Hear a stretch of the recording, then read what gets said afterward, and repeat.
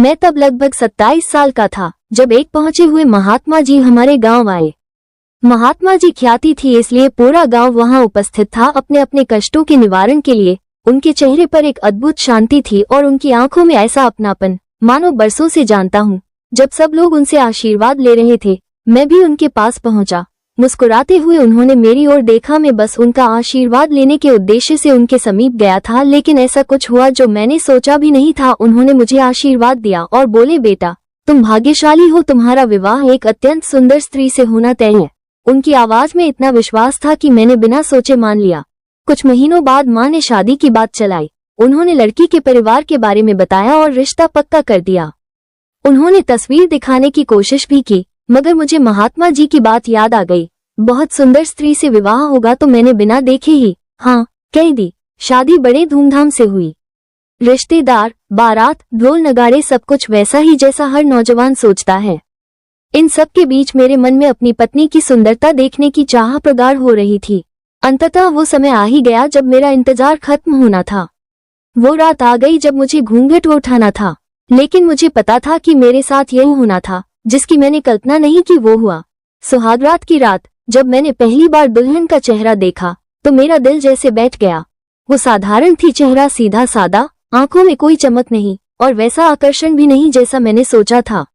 मन में एक अजीब सी निराशा उतर आई। मैंने उससे ज्यादा बात नहीं की और अगले ही दिन से अपने काम में डूब गया। दिन महीनों में बदले और महीने पूरे साल में।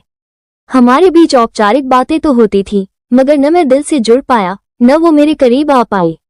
माँ कई बार समझाने की कोशिश करती, मगर मैं बस चुप रहता। एक दिन गांव में खबर आई कि वही महात्मा जी फिर से आए हैं। मैं दौड़ता हुआ उनके पास गया। मन में नाराजगी भरी थी। जैसे ही मुझे उनके समक्ष जाने का अवसर फिर मिला, मैंने उनसे नाराजगी भरे शब्दों में कहा, महात्मा जी, आपने कहा था कि मेरी शादी एक बहुत सुंदर स्त्री से होगी, पर देखिए वो तो बिल्कुल साधारण है। महात्मा जी बस मुस्कुराए, मेरी आंखों में थोड़ी देर देखा और कहा, बेटा तुम्हारी स्त्री सुंदर है, तुम्हें दिखाई नहीं देती। जाओ घर जाओ, सुंदरता क्या होती है ये तुम्हें पता ही नहीं।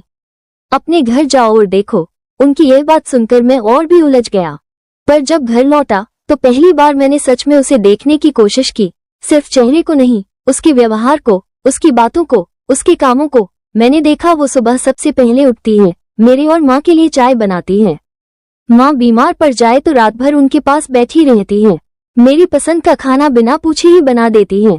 घर के हर छोटे बड़े काम में वो चुपचाप लगी रहती है, बिना किसी शिकायत, बिना किसी अहंकार के। मैंने महसूस किया कि उसकी हंसी में सच्चाई है, उसकी आंखों में अपनापन है और उसके मन में एक गहरी करुणा है। धीरे धीरे मेरी नाराजगी पिघलने लगी।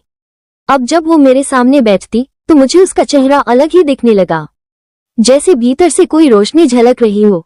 तब मुझे समझ आया, महात्मा जी का मतलब रूप की सुंदरता नहीं, बल्कि मन और आचरण की सुंदरता से था। आज कई साल बाद मैं ये बात पूरे विश्वास से कह सकता हूँ, चेहरा समय के साथ बदल सकता है, पर हृदय की सुंदरता उम्र के साथ और भी निखरती है।